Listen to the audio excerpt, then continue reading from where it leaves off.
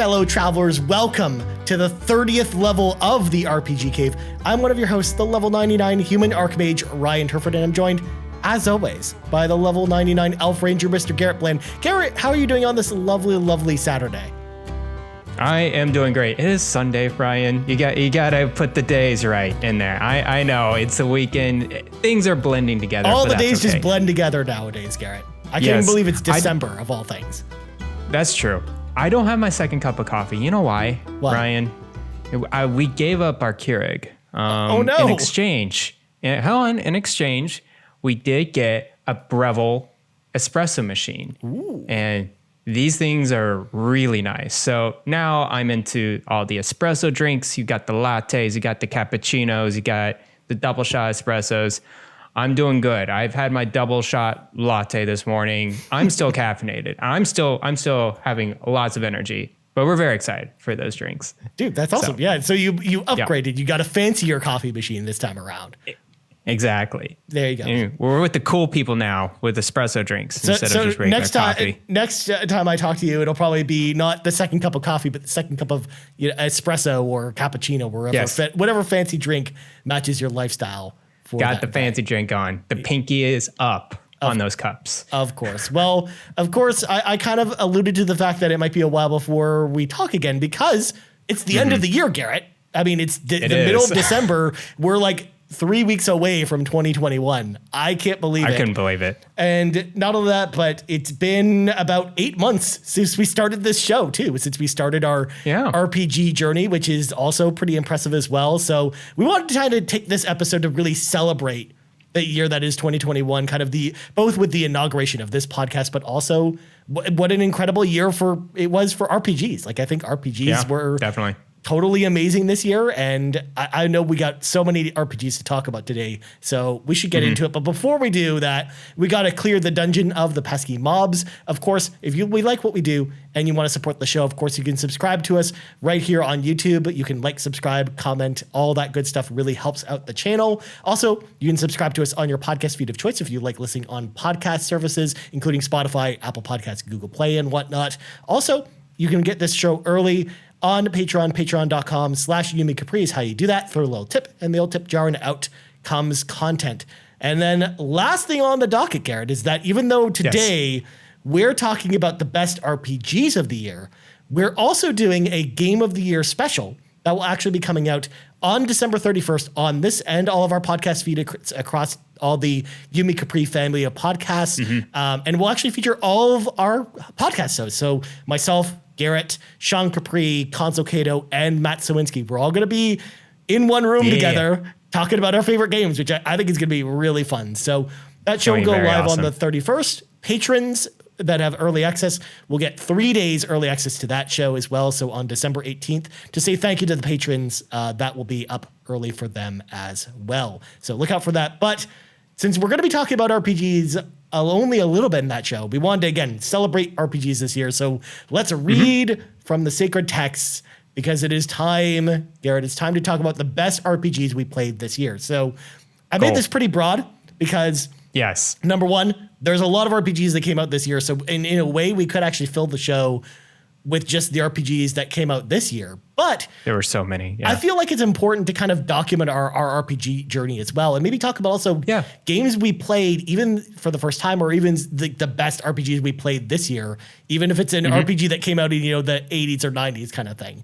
So we should go through this. Also, we reached out to the community. So we got a lot of community members actually weighing in on this. So huge thank you to everyone who submitted all of your favorite RPGs of the year for this list. And Garret, because I talked a whole lot, I should let you go first. I'm going to give you the floor. What was one of your favorite RPGs this year? Again, we're not going to go in any order unless you really want to just mention what game's kind of your top game or whatnot. But right. So I guess I just have a few standouts for RPGs this year. I have a mixed bag. There's some that came out this year, some that did not come out this year. So I'll start with the games that did not come out this year. First up, that I played through, and I still want to play more of it, and it's on Game Pass. That is Nier Automata. Ooh. I went through that game, did Route A, almost done with Route B, and I kind of just dropped off after that. But this game, man, this is probably one of the, next to Astral Chain, one of the best Platinum games I've ever played. I love the dynamics of the combat. It's very fluid in which you go through and beat up these robots or aliens or whatever that is on this planet. I still don't understand what's going on. The story is just kind of all over the place with this game. That's kind of how it is. And that's what I love about it. It's so mysterious, and you just want to keep going and figure out what's going on in this universe where humans are kind of just far off in the distance, and they're going back to Earth to like kind of patrol it or rehabilitate it. I'm not entirely sure. But there is some sort of like enemy. They just don't know what it is. Some sort of aliens or something like that. But I really like the premise of the game, the atmosphere behind it. I really like 2Bs and I forgot the companion. 9S. 9S. I really like the relationship that's going on between both of them throughout, at least with what I played. Even though they're AIs, they had a very human-like nature throughout the whole storyline, which is awesome. I really do like the enemies as well. They had some sort of, and they were AI as well, and they had some sort of justification of why they were doing the things that they were doing. And I was like, okay, cool. That's a very cool motivation behind your enemies, and I have to destroy them now. I really like the side quests of these, and of course the soundtrack is, I can just go through that soundtrack on loop multiple times. Yes. I like the customization of this game as well. You can play it however you want. You want to be more ranged, you can put in chips or modifications, whatever, to make it a very ranged or very heavy hitter, close heavy attack person. It's very dynamic in its combat and in customizing your character. So that's what I really enjoyed of it. So yeah, Nier Automata, one of my favorite RPGs this year. Very nice. Well, before I give my thoughts on it, you're not alone in that, because Nick Fahhopper on Discord also said, best RPG I played this year was Nier Automata. Just got around to scratching it off the backlist, and it was incredible. And yes, I have to agree. Like I didn't play this year. I played it back in 2017 when it first came out, and loved it. It was one of my favorite games of that year, which of course was already a very stacked year. 2017, one of the most stacked years in this generation of consoles anyways. And I love that game to death, especially with the multiple the multiple playthroughs of the game, because you're not just playing as one character the entire team either. Like, you're not just playing as 2B, like on the other playthroughs you play as other characters, and you get different perspectives on all the events. And then it really just ties the story together in a neat, interesting way. And it also ties back to the previous Nier game, if you played it on Xbox 360 or the remake, which came out this year, which was Nier Replicant. But it also ties back to another game series as well, Drakengard, which was actually on the PlayStation 2 and PlayStation 3, which is also made by the same creator, Yoko Taro. And he kind of like, anything he makes is kind of in like one shared universe, and he like figures out a way to make it work. And in fact, they also did a raid series in Final Fantasy XIV Shadowbringers pretty recently as well. That was also Nier Automata like themed, and then they worked the canon of Nier Automata into the Final Fantasy XIV canon. So it like all those universes are just tied together in this like really like weird and bizarre way. So yeah, I love the storytelling style of Nier Automata, and I have to agree with you. Like, that game is incredible, and the combat especially was the thing that really stood out to me, and the mixing of genres as well, because it's not just, your standard hack and slash game. There's some top-down shooter sections or some flying sections and all kinds of really cool stuff. So yeah, Nier Automata is a great choice. I'm glad that you finally got a chance to play it, Garrett. So there you go. Well, I'm going to start with one that I haven't actually talked about on any of our shows, because it's actually a very recent game, and a game that I was not expecting to actually really love, but it's a game that I actually played through pretty recently and beat pretty much right before Final Fantasy XIV Endwalker came out, and that is The Ruined King, a League of Legends story. So really, this came out pretty recently. Again, I think it came out on like the same day as the Halo multiplayer did, so like back on November 15th, where basically after Arcane, the Netflix series launch, they also launched this around the same time where they're trying to like expand the League of Legends universe. So this is a turn-based RPG made by a studio who I'm blanking on at this point, but I think they're a newer studio. But its combat really reminded me of something like Final Fantasy X, where again, it's totally turn-based. It really reminded me of like classic Final Fantasy combat where you have, your standard attacks and you have a bunch of skills or magic available to you. But then it also had like a really interesting story that, again, you didn't need to know anything about League of Legends to know anything about the story. It's basically about this like king who was cursed, and he gets brought back to life, and he has this like zombie army, and they're basically a group of the like League of Legends heroes or people who are associated with the heroes from the game are trying to basically stop him. Essentially, that's kind of like the base premise for the game.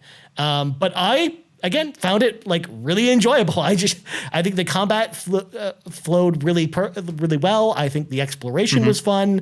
The characters and the writing were really good, and I had a great time with this game. So it's not a full price game, but it's also not like a super cheap game either. It's like $35, $40 Canadian. So I would say like, probably a $30 US game, but it's a game that even if you don't like League of Legends, if you like turn-based RPGs, like it's a game I actually really recommend you check out because I think it's pretty fun. I think it's on everything besides Switch. So there is that. I thought it was on Switch. Well, it might be on Switch. I haven't seen it on the eShop. So, I mean, there's too many games on the eShop for me to keep up with, I guess, Garrett. That's true.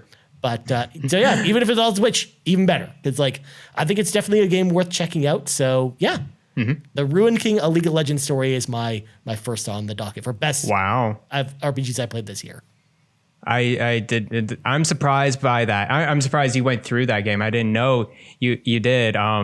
I actually went through the Arcane show on Netflix, and I really, really enjoyed that. And I'm not a MOBA player, not a League of Legends player whatsoever, but this game is catching my eye. And since I really enjoyed the show, I think if this game goes on sale, I'll definitely pick it up. Yeah, and go through it. I mean, my only negative on it is it focused too much about pirates, and I hate pirates. So if you like pirate stuff, you're probably gonna like this too. But yeah, like you said, like I think it's like Arcane in the same way, where like I think it's definitely enjoyable outside of liking League of Legends. In fact, I hate League of Legends. I don't really like League of Legends at all. Like especially because I don't like MOBAs, and I never really gelled with like any of the characters in League of Legends as far as the game itself. But the Ruined King presented to them in such a great way that it made me like them despite, my previous feelings about them. So definitely check it out. Awesome, man. All right. Sounds good. What's your next one, Garrett? All right. So the next one that was not released this year, released way back in the day. And I think you know which game this is going to be. Yep. Chrono Trigger is, what a delight playing this game on my Retroid Pocket. It aged like very fine wine, let me tell you. Because I don't know. I don't know what I could say anything negative about this game. I really like the action-based combat or the time-based combat in this game. Very fluid for its time. An SNES game doing this is like unheard of. I really like the story in it. They really did a good job of time looping everything and making sure that the story made sense, which is actually kind of hard to do. Every time I see a time loop or like time related type of storyline, it's like, it's a hit or miss more or less in like any type of media.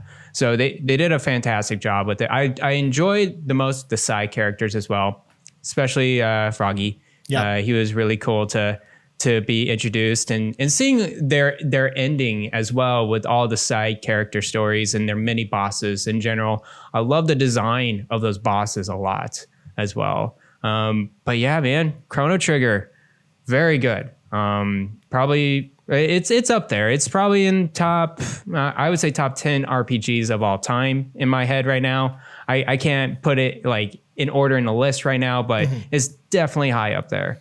And it played very well on my Retroid Pocket too. With that IPS screen, let me tell you, it's super bright and super clear as well. And just going through that handheld was a huge win for me. So yeah. Yep. Chrono Trigger. Yeah. I mean, that's an easy slam dunk kind of choice. And I kind of knew that was coming because I know you talked about it a lot, especially with our Chrono Trigger episode. And I mean, Chrono Trigger is one of just those timeless games that will always be amazing, regardless of what year you play it in, because of the way it was designed and a lot of the stuff that we talked about on the Chrono Trigger episode as well. And I'm going to also bring in another member of the community who also said Chrono Trigger was their favorite as well. Marcus O'Neill, who said, the best RPG I played this year was ... Chrono Trigger. After listening to your episode earlier this year, I finally decided to knock this one off my list. And all the praise it gets is very well deserved, a definite classic. As for RPGs that were released this year, I haven't played many, but I really dug Echo Generation.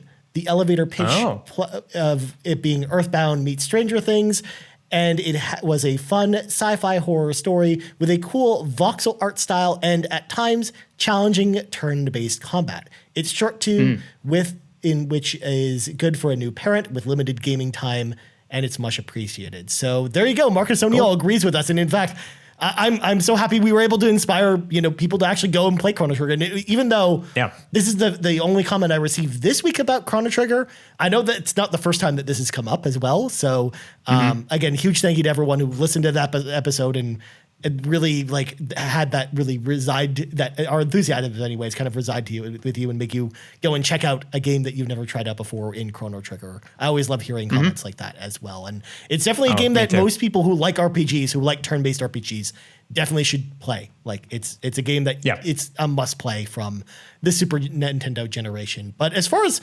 Marcus O'Neill's other game, Echo Generation, I think both of us missed that game, right, Garrett? I don't think you played it either.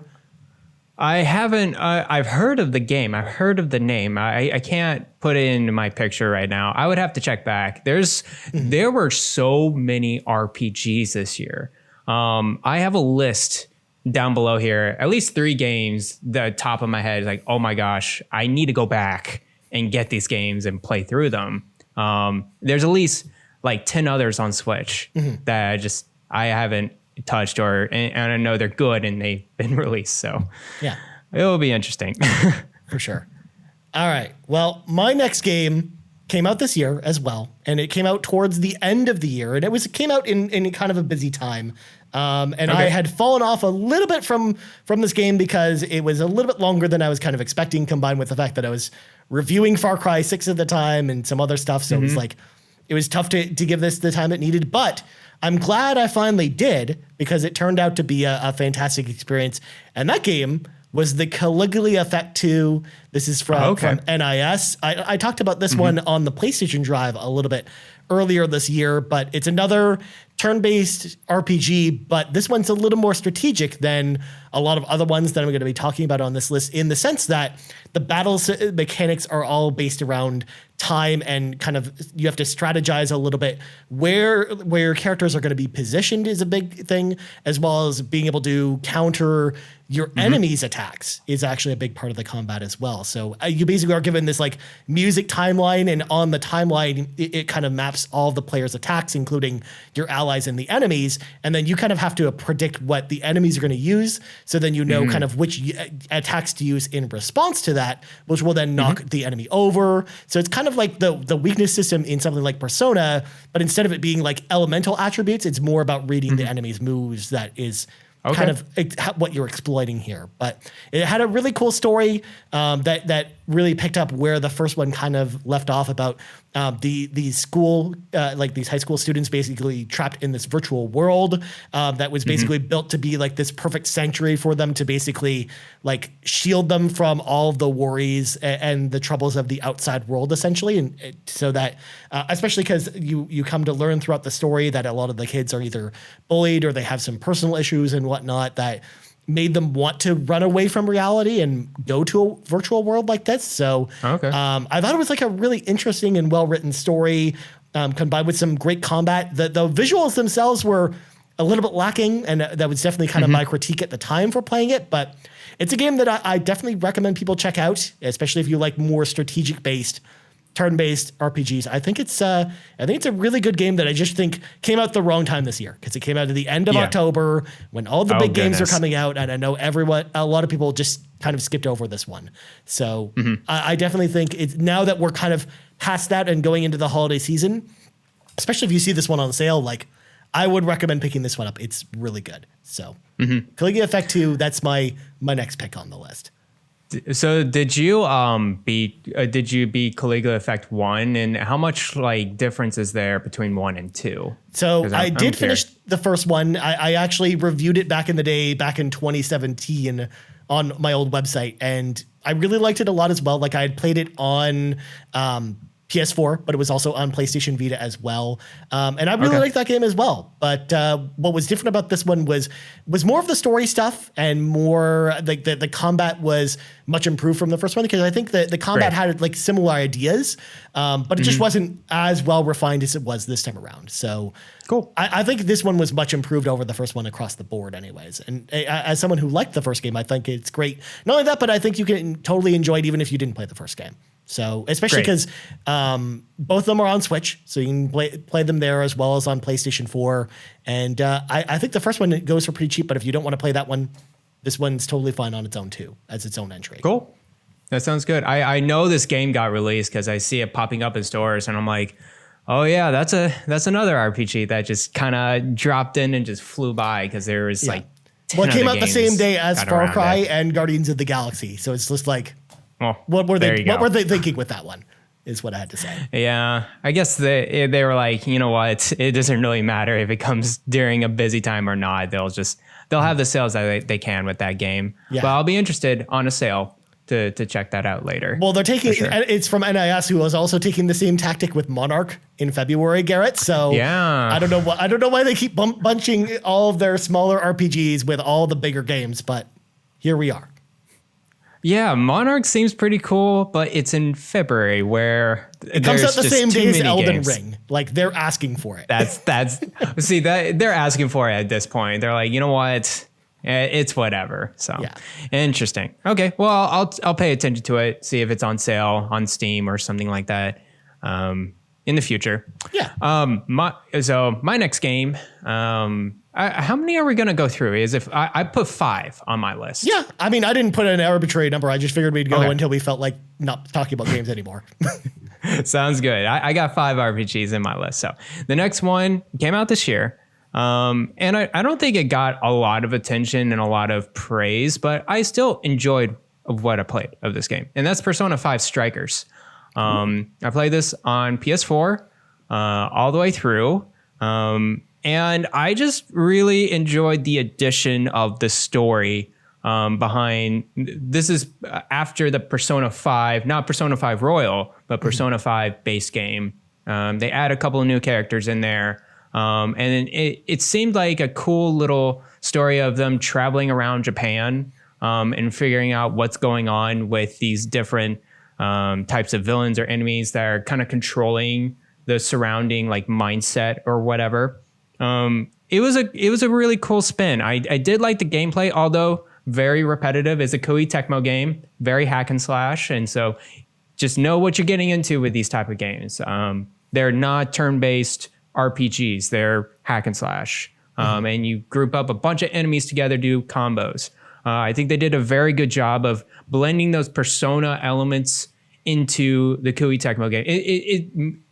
It feels like more of a Persona game than a Koei Tecmo game. Yeah. That essentially. So I think they did a fantastic job. I like the new characters into it and the different storylines behind it. Although very repetitive and a little bit long in the storyline, I think. I wish I could have gotten the platinum, but there was just this stupid glitch that I couldn't, or took a lot longer than it needed to be. Yeah. I still really enjoyed of what I played of this game. So yeah, Persona 5 Strikers. Nice. I actually played that as well, but I didn't have it on my list because it was there was some tedious elements to it that I didn't really like, especially like the boss fights in particular were just, they just felt like such a grind to me that it really kind of took me out of the experience in a way I was not expecting it to. But I liked kind of like the combat outside of kind of the boss battles as well. Like, you know, when you're just fighting the normal enemies, I didn't mind that as much, but some of the encounters and stuff just felt like they took way too long.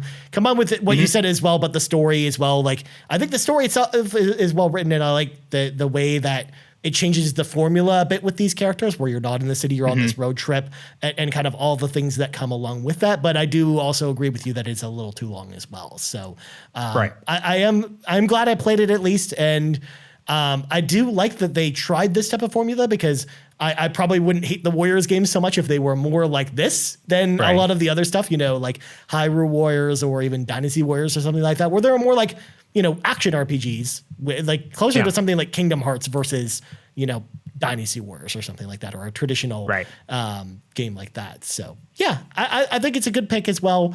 But yeah, just little things kept it kind of off my list of games. But plus I figured you were probably going to talk about it too, Garrett. So there's that too. That played into it at least a little bit.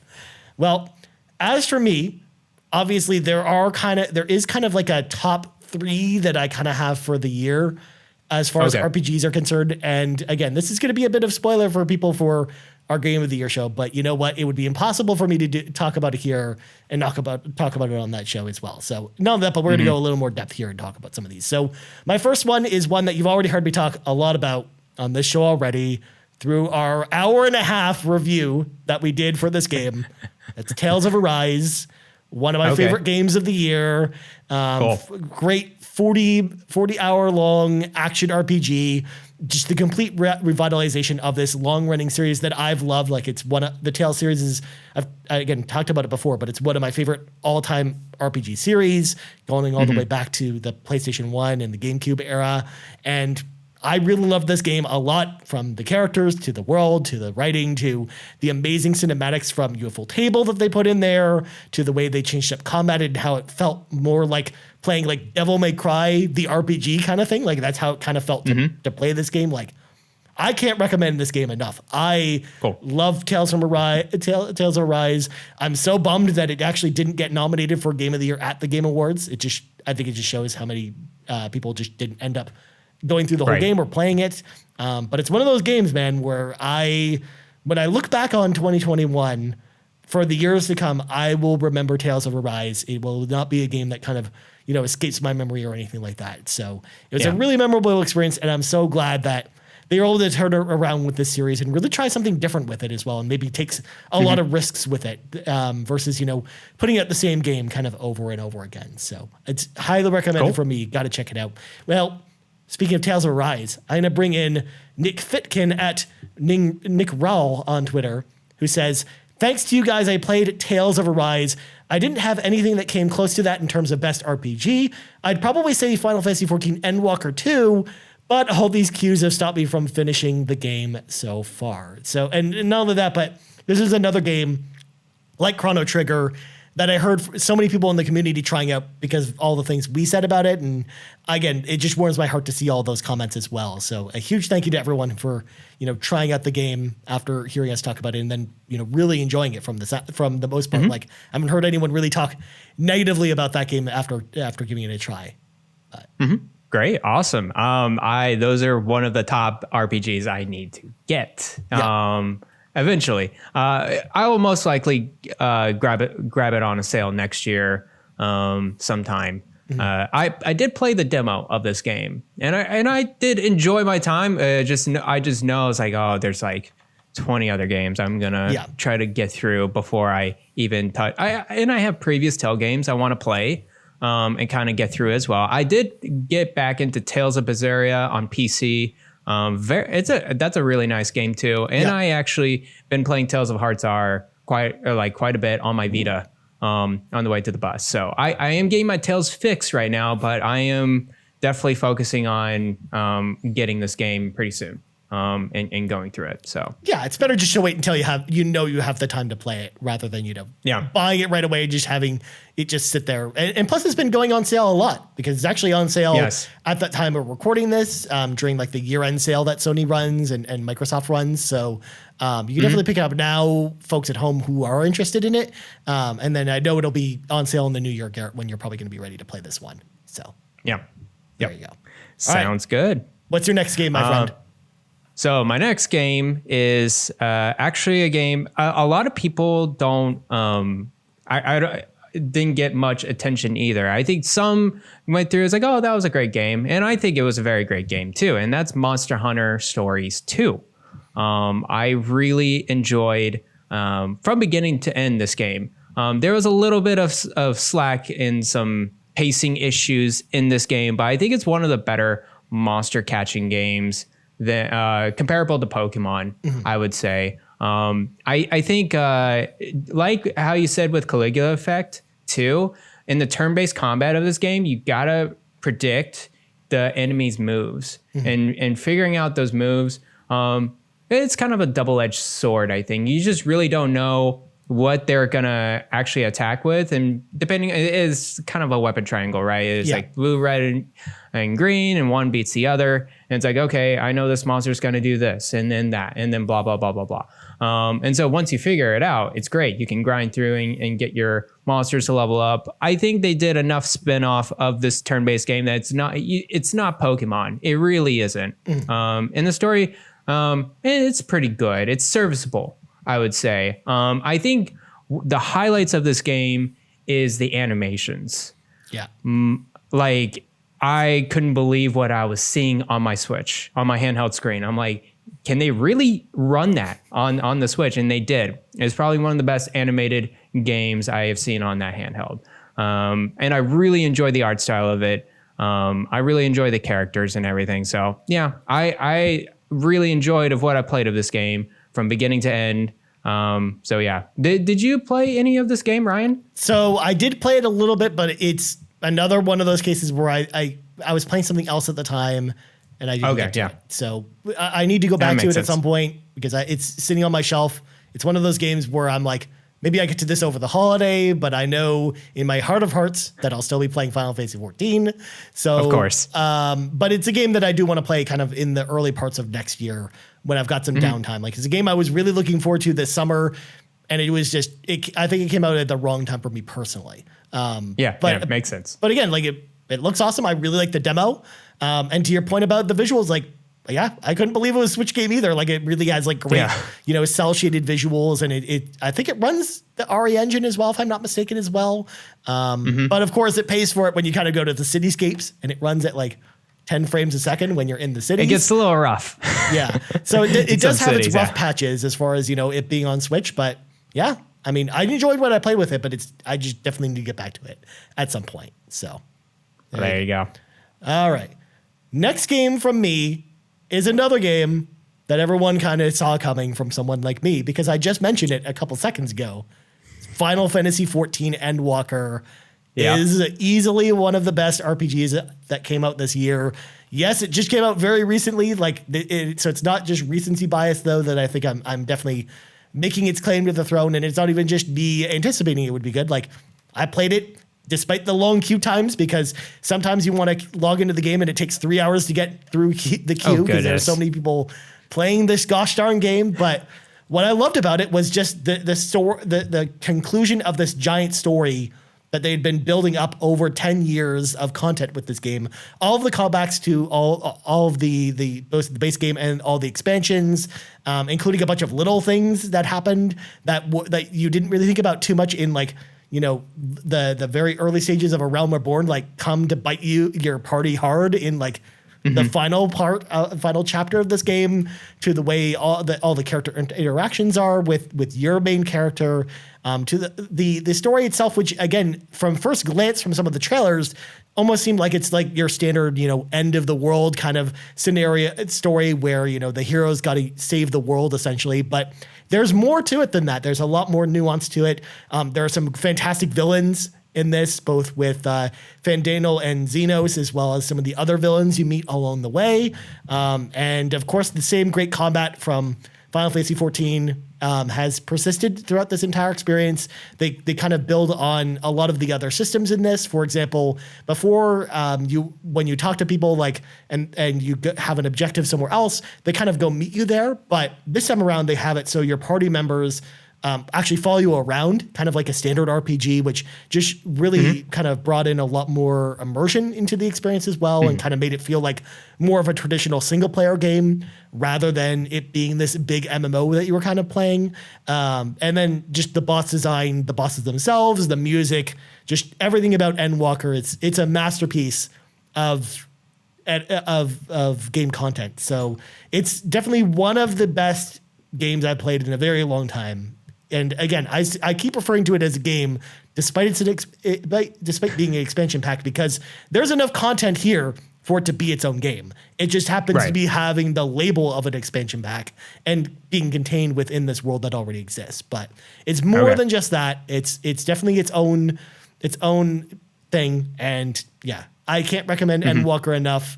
And especially Final Fantasy XIV in particular, like it was so amazing to kind of see this story kind of conclude, and that the payoff was really huge for it. So I definitely recommend people check it out. Although I don't have to say that because I know just looking at the queue times, people are checking this one out. There's a lot of people playing this definitely. one. So you're not alone with like the high praise of this game, because I saw the fantasy critic score or the open critic score of this game. It's like, whoo. Yeah, no, people really dug into it. And also Final Fantasy XIV won on Best Ongoing Game, It won Best Ongoing Game and Best Community Support. It actually won 2 awards. Wow. Yeah. That's awesome. One question I have, it is for all the people out there that don't play, well, I mean, I played some MMOs, but don't play MMOs and has never touched Final Fantasy XIV. You don't start with Endwalker at all. You have to go through from the beginning. So what is that process like? Like if I started right now, what do I need to do to get to these expansions? So you basically play it like it's like one giant single player game where essentially there will be a main, like there's a main scenario queue where essentially it's similar to, you know, any normal main scenario quest in any other role-playing game, where essentially it's like you go here, talk to this person, and then the story goes from there, and it has you go all over the world doing all kinds of stuff. So yeah, but I would say there is a process to get to Endwalker right away, because you can pay to skip all the content, but don't skip all the content, because one of the things that makes Final Fantasy XIV so special is its story and how it ties into everything that it builds upon from all the expansions and the base game. So for the most part, it's just better to think of it as a single player game, like a single player story based game where you're basically playing this one long story essentially. And if you approach it from that mindset, you're going to have a great time with it. I can guarantee it. Sounds good. We'll see if I ever touch that game. And I'm sure too much of a time investment. I think if you don't have a lot of time on your hands, it's especially because to get to Endwalker itself, you're looking at like 200 hours of story. So yeah, that's hard. That's very hard to get through. But okay, cool. That's at least it paints me a picture of what this massive game is, and it's really cool that they keep going with it. And I'm sure this is not the end, right? Yeah. So essentially, with the base game, with the expansion coming out, with this first patch, it ends the story that has been going on forever. But then there will be more content patches coming that start a new story of some kind. Okay, but it'll probably have some of the main characters. Some of them you might not have. It just, there are things that I don't want to talk about here as far as how that works. But it will continue to live on until people stop paying Square Enix for that game. So cool. There you go. So I mean, they still make content for Final Fantasy 11, and that came out in 2001. So I can't believe that. Exactly. Well, they do have WoW still going on, so makes sense with these MMOs. They're long lasting, pretty much. All right, cool, man. Garrett, hit me up with your last game. Yeah, so my final game, and I'm still going through it, so I'm not saying I have a full evaluation of this game, but I am enjoying of what I've played so far, and that is Shin Megami Tensei 5. It is probably one of the best RPGs. It's probably the best RPG I'm playing this year. There's a lot of RPGs I missed, of course, with Tales of Arise and everything that could contest to it. But I am really, really enjoying this game, Ryan. The turn-based combat of this game is probably the best it's ever been in Shin Megami Tensei in general, the series. And I can probably argue overall the best turn-based combat I have ever witnessed. I think they do a very good job at it's element-based, so there's weaknesses and strengths, but also there's affinities. Like each kind of monster has like maybe a resistance to a certain element, or it can be full-on blocking, or it could be full on weakness. And depending on, the combination of those affinities or whatever, it can turn the tide of combat very differently in a battle. And it can go one way or the other, like in an instant, and like in single turns. I'm really enjoying the story of this game just because it's the same type of Shin Megami Tensei style. It's very dark and weird, but there's kind of I wouldn't say there's a multiverse happening that's involved with these school characters. So there's a little bit of like Shin Megami Tensei If type of elements into this game. Some dialogue choices, but not like it's not like Persona per se. But I'm really enjoying the open world areas, the open areas that's involved with this game. They've never done that before. It's very easy to traverse in this world. And it's actually pretty easy to dodge these monsters. Sometimes monsters are quicker than others, so some of them are inescapable. But for the most part, once you start running and try to get around a certain patch of monsters, you can pretty much overall escape them if you really need to. The combat's gritting. It's very hard. You can get like all your HP all the way down to like very low and barely survive a battle, and then you have to immediately go back to a save hub point to get recovery. And even at that costs money, and money is a vital resource in this game. So you got to be very careful going through this game. There's no auto saving at all, which I think is my one negative about this game. I think they're being a little too stringent on that. They could easily put in an autosave. They can easily put in a beginning of battle type of situation. But they just decide not to. And it's kind of a bummer because you do die a lot in this game and you go back to the main menu screen. And so, yes, you better go back to that. You better have a save that's rock solid and you can go back to and go through it. So if you know that part, it's actually, and you can handle it pretty well. It's actually not, I wouldn't say like impossible. It's manageable to go through. I'm stuck on a boss right now. That's just the reality of it. I'm doing some training around it. I'm doing some side quests. I'm trying to mix my monsters too. It's not, I mean, like levels is kind of important, but also just like the combination of affinities in your different elements, your buffs and debuffs, your main character customization, fusing the monsters, just everything about this game. It's just really good. And you try to overtake a certain boss level. It's the best feeling ever. So yeah, Shin Megami Tensei 5. That's one of my favorite RPGs that I'm playing right now. And I mean, we'd be remiss if we didn't, talk about it at least a little bit, especially because it is also like the 1A, 1B with Tales of Arise from most people's, best of RPGs list for this year anyways. For me, like I didn't have it on my list because I just haven't played it enough. Like I'm not very far at all, but for the same reason I talked about with Monster Hunter Stories, where it just came out at the wrong time for me personally, because like I was reviewing Halo at the time it came out, so it was like, well, okay, I guess I'm playing Halo instead, kind of thing. And then by the time the Halo review was done, it was ready for time for Final Fantasy 14. So it's another game I really want to get to next year. I was really enjoying it as well. I think we had talked about this maybe off air. I can't remember if we talked about it on the show before, but I know that it is a little more accessible than other Shin Megami Tensei games, which I think is a good thing, especially because it's always great to see more people get into a series like this that, again, we talked about to death on the Shin Megami Tensei episode itself. And as far as the auto-saving thing is concerned, I think the reason they didn't do that is so that you didn't get painted into a corner, because that's something that can definitely happen in this game where, like, if the autosave kicks in at the wrong time, you're, like, stuck in a battle you can't win. And if you didn't work manually saving at that point, then you'd have to start the game over, which would suck. Like that would be like, that would really suck. A feel bad for people, right? So I imagine that's probably why they do the manual saves for this game only for that reason. Like it just makes that's what my brain is kind of telling me. So that makes sense. It was a lot of fun from what I played, and I'm glad that at least we talked about it here. And I'm excited to play it more next year at some point. It's another game like Monster Hunter Stories 2 that's on the list to play at some point next year. So there you go.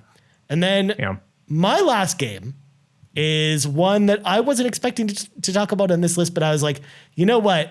This game is so good. And by one game, it's actually 3 games. But I would be remiss if we didn't talk about this either. Mass Effect Legendary Edition is my last pick for one of the best RPGs I played this year. Holy crap, this collection was amazing. Now, mind you, they didn't really change too much with Mass Effect 2 or 3, but those games didn't really need it. It was really like it belongs on this list simply because of the amazing transformation they did with Mass Effect 1 and just how much that game actually holds up over all these years, especially with these changes and updates to it, the updates that it really needed. Like, this collection is fantastic. It's incredible value. It's definitely one of the best bang for your buck games that you could have bought this year as far as, content is concerned.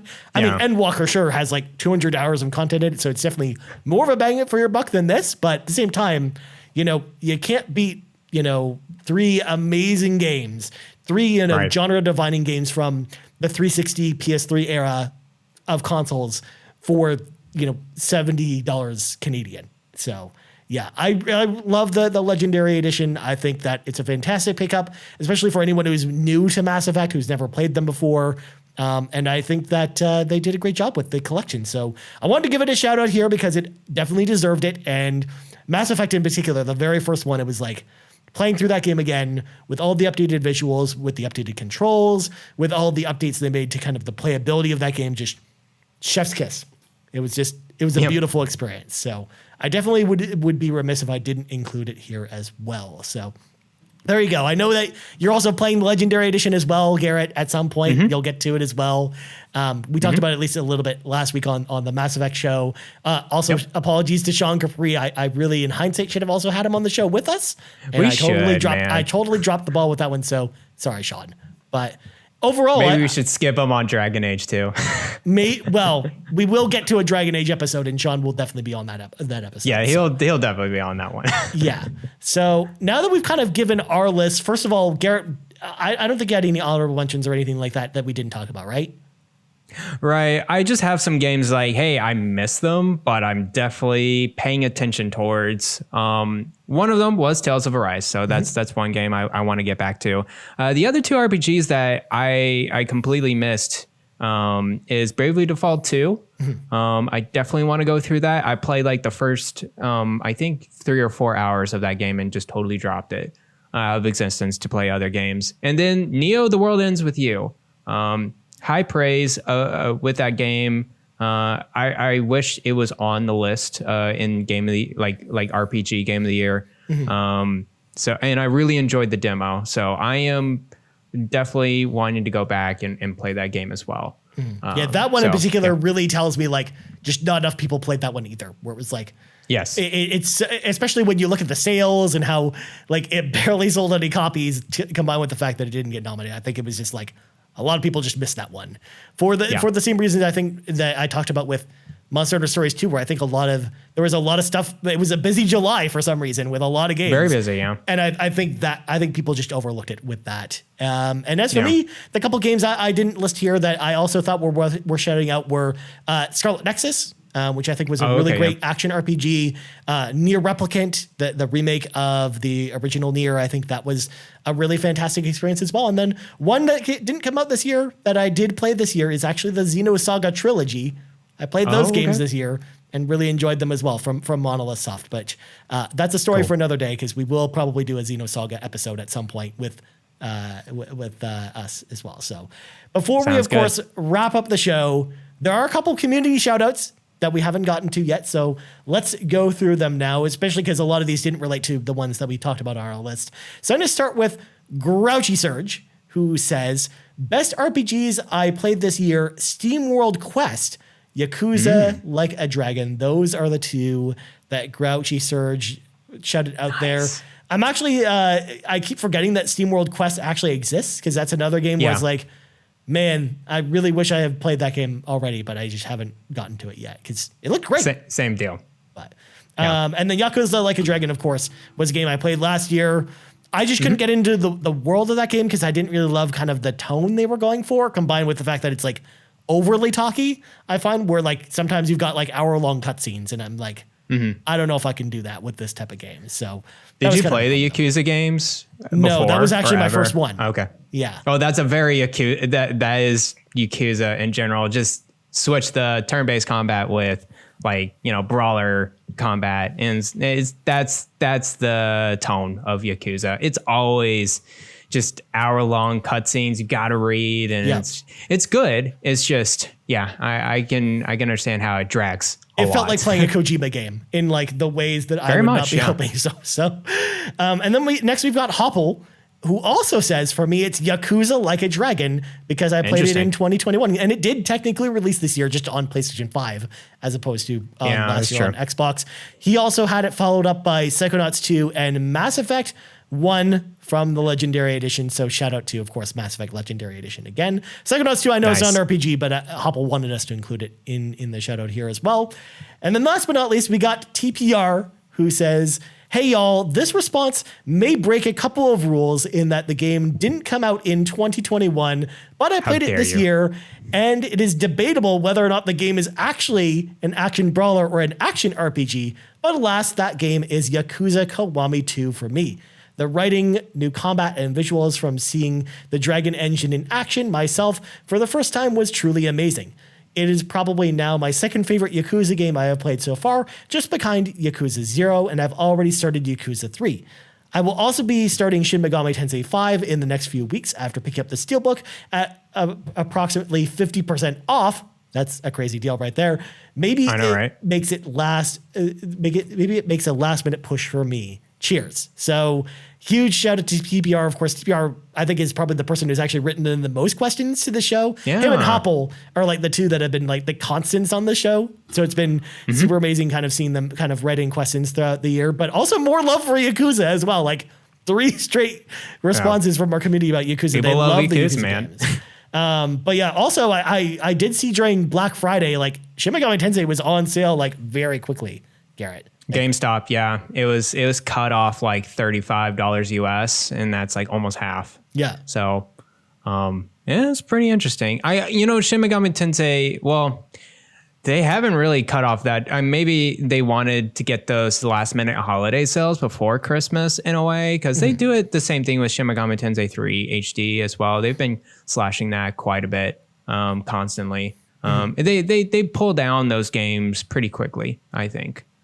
In sale and in prices. Yeah, I think that's just Sega. I think that's just how they do things. That's Sega in general, yeah. Yeah, because they do that with all their games, whether they sell well or not. I've noticed. So they're kind of like Ubisoft in that way. Where like Ubisoft games for the most part, unless you really need to buy them in the first month, like they're usually on sale pretty quickly. So sometimes they go on sale the first month that they come out, but. Overall, I think we did good. I think we did the RPG community good with this episode, Garrett, and also for a great year of RPG Cave comment. And yes, I know I'm kind of wrapping this show in a way where it's like our last show of the year, but it kind of is in a low way because Garrett is not going to be on next week's episode, which again is going to be kind of a very special holiday episode. And the week after that is our Game of the Year episode, which is kind of just not even an RPG Cave episode. So in a way, this is kind of like our last normal episode of the year. So I just want to say that take the time right now to thank everyone for giving this show a chance, for listening to us, for engaging with us both on Discord or on Twitter and telling us some of like your favorite RPGs over time. And it hasn't even just been today. Like we've been getting a lot of people commenting in on their Discord, which again, if you haven't joined our Discord, it's free to join. The link is in the show notes, where the RPG Cave section is actually quite lively with a pretty cool community of people who like to talk about RPGs. So it's been super cool to kind of build this community. So I'm going to throw the floor to you, Garrett. And before plugs, do you have anything you want to say about this?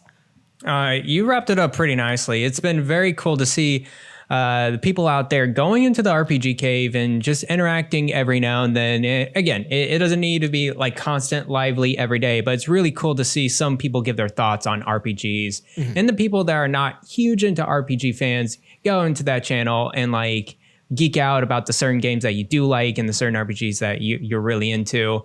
And there's lots of games, lots of RPGs for me to get into because of that channel as well. So thank you very much, everyone on the Discord. I am very much looking forward to 2022. There's going to be lots of great RPGs again. It's not stopping next year. So maybe we'll have an episode about that in January. And yeah, it's super cool. So you can follow me on Twitter at Bland Explosion, and you can find me over at Nintendo Shack, part of the Play Some Video Games Podcast Network. We are live Thursdays 8:30 at twitch.tv/PSVG. And you can support them at patreon.com/PSVG. And we're going to be out for the holidays too for 2 weeks, but we have some specials here and there. And we'll be back in January as well. Very nice, my friend. As for me, you can find me on Twitter at Ryan Turford. You can find us on Twitter at Yumi Capris, on YouTube at youtube.com/Yumi Capri, and on podcast services around the globe.